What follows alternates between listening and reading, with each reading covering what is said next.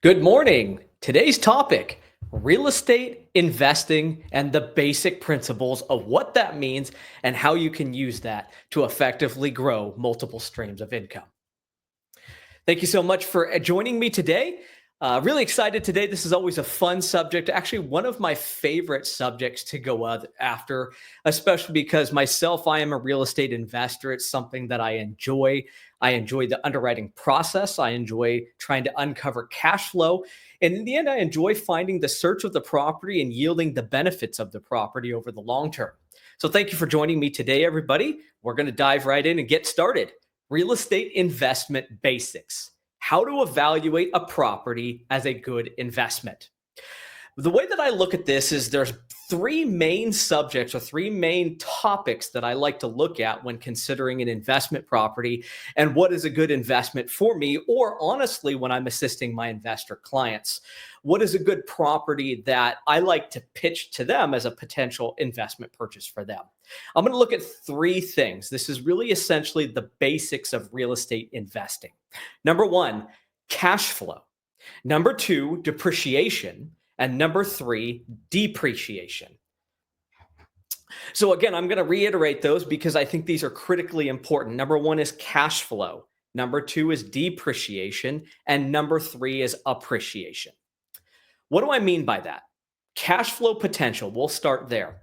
There's a lot of misunderstanding with cash flow. And I think a lot of times when people think cash flow, and I hear it a lot of times from some of the more entry or basic investors, their main consideration is, does it make the loan payment? And that's not what we're talking about here. When I'm talking about cash flow, I'm talking about the amount of money or cash flow to the owner or investor after expenses and loan payment are made. There's no sense in investing in a property if it's just going to make the loan payment. That's not going to help you in the end. That's not how investing's done. In the end, you're going to want to get cash flow. That way you can actually get an instant benefit. And what we say, I like to call it getting paid to wait. We're always going to be looking for that long-term appreciation value, but we want to get paid on our money. We want our money to make income for us through the process. So when we look at cash flow, we want to say, does it make its expenses? Does the property make its loan payment? And then does it pay me, the investor, every month after those two sources are taken care of? The second part is depreciation. What do we mean by that? Tax benefit. My friends, when we start getting into the real estate investment space, you're going to find out real quick how critically important tax benefits are. Depreciation is a big one. Unfortunately, we don't have a lot of time today to go over depreciation and what it means in entirety.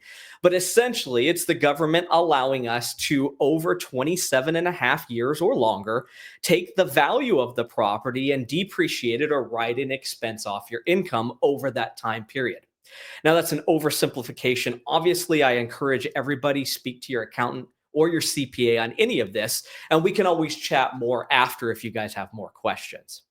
And then the third part, appreciation. What does that mean? Simply put, we want the value of the property to increase over time.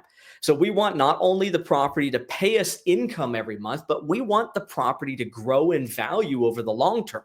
With the long-term goal, when I say long-term, I'm meaning at least 5 years, most of the time 10 years. We want to double or triple our money over that time frame on the appreciation value. Cash flow potential by comparing real estate income to expenses is critical. And looking at the monthly take home of the property after debt, again, is what we're going to be looking for on, does it pay me each month? The second part, using ROI and cap rate, this is going to be more specifically on the larger properties, apartment complexes, or commercial, and using these calculations to determine the profitability of the property. When we say cap rate, what do I mean by cap rate? And again, this is going to be a very simplistic definition, but basically cap rate is defined as the investor's annual cash flow as a percentage when compared to their initial cash investment. So if we look at a property and we're just going to use very loose terms and we say that the cap rate is 5%, that essentially means you're going to be getting 5% of your money if you were to pay cash in full for that property. Again, a very simplified term, but gets you the basics.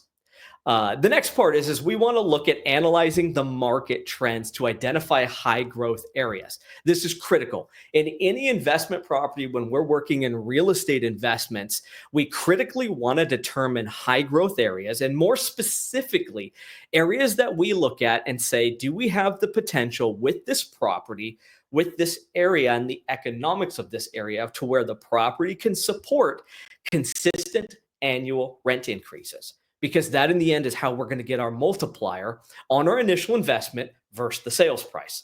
In the end, for commercial or large scale investment properties, the value of the property is going to be determined by what I was calling the cap rate, which is your percentage of income on your cash investment, which is gained through the cash flow or income of the property. As the rent increases, the property net income and cash flow increases, thereby increasing the long-term value of the property.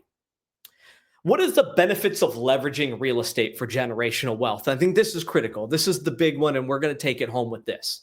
Number one, there's tax advantages, depreciation, and then 1031 exchanges, which are possible exchanges of money when you sell the property.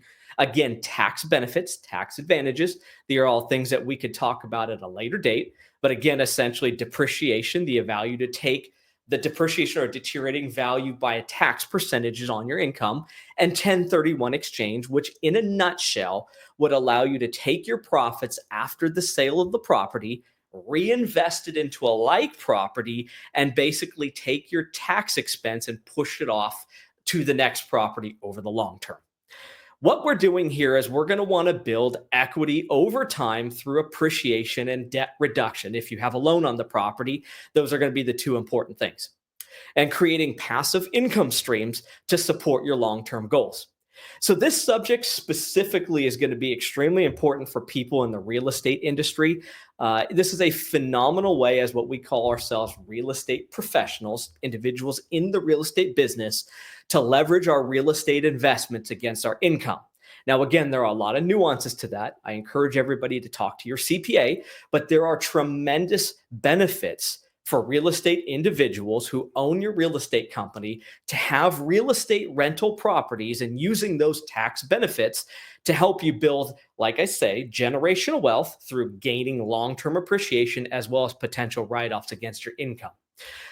These are all things that, guys, to be honest with you, if we're not putting all of these different practices into place, we're not going to get as where we need to be going in the end goal of building generational wealth for ourselves and our family.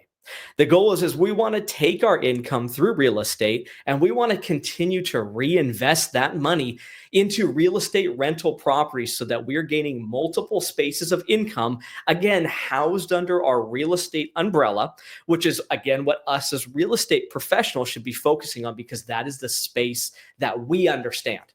I talked a couple days ago about side hustles. I always caution people when we start getting split out into many different sectors of business, it gets very complicated, it gets confusing. If there's ways that you can build multiple streams of income under your housed umbrella of real estate, which is your industry that you understand, the goal would be that those multiple businesses will all complement each other, feed each other, and help each one of your other businesses grow. I'm going to take a few minutes here. If anybody's got any questions, I appreciate everybody joining here on Instagram Live today. If there's any questions, feel free to type it in there. I'll be more than happy to answer. And then as always, you can text me, email me, or DM me, and I'll be more than happy to further expand on this information if needed. So again, I thank everybody for joining. I hope that this can be a quick little session to get your brain flowing, to get the juices flowing, to get you to start thinking beyond just being a real estate agent. That's my goal here. We're not going to be uncovering these big mysteries in 15 minutes. But again, my goal is that I pique your brain, get you to think, get you to start looking at different ways to expand out your business, educate yourself, and hopefully build out a large company where you can be getting multiple streams of income.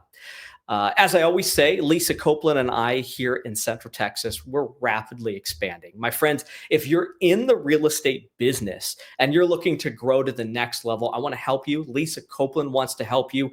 And guys, we have a phenomenal team of some of the top trainers in the entire United States.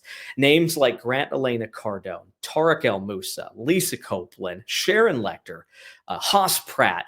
If you don't know who any of these individuals are, I encourage you, look them up, follow them, study the material that they put out, and I guarantee you that it will help you grow your business. On the flip side, if you're considering getting into the real estate business, please reach out to me. I can help you get on that path to success. I want to be with you along the way to help you, guide you. If you've got questions, again, use me as a resource. Thank you again, everybody, for joining. As we say, go out there and give it 125%. The goal is not to be good. It's not to be great. The goal is to be the elite. We want to be the best of the best. Again, go out there and crush it today, guys, and I'll talk to you tomorrow. Thank you.